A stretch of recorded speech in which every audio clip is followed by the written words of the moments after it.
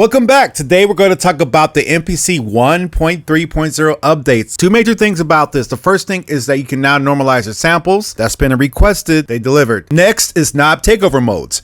Originally you only had one, and that was pickup, and now we got pickup, scaled, and instant. Let's break those down.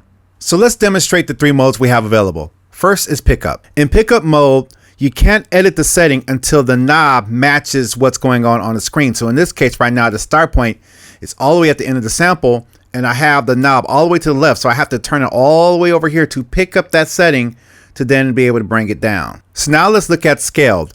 The start point is all the way at the end of the sample, but I have the knob K1 all the way to the left. Let's see what happens.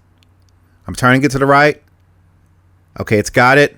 And now it's following what's going on the pad or on the screen, as you see. Now I'm set to instant. Let's see what happens. I have the start of the sample point all the way at the end of the sample, but the knob is turned all the way to the left. Let's see what happens if I just turn a little bit.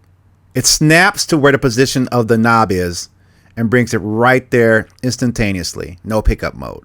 To adjust these settings yourself, all you have to do is hit Shift and Pad 8, scroll down to Perimeter Takeover, Knob Effects Takeover, and Fader Takeover. You can apply these different properties however you want them to the different effects as you have here. You can affect it the knobs the way you want to. You can affect the fader the way you want to. It's really your call. Here are some of the fixes that Akai have stated for their device in this update. They fixed crash on shutdown if temp project is corrupted. Default attack value after sample record is 0, now set to 2.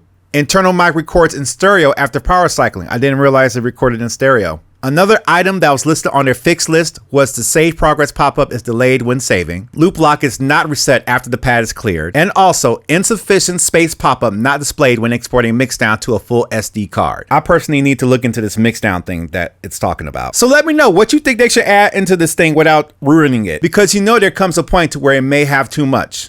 They're doing really good right now. What do you think? Let me know in the comments below. Until then, keep jamming. Yes, and subscribe.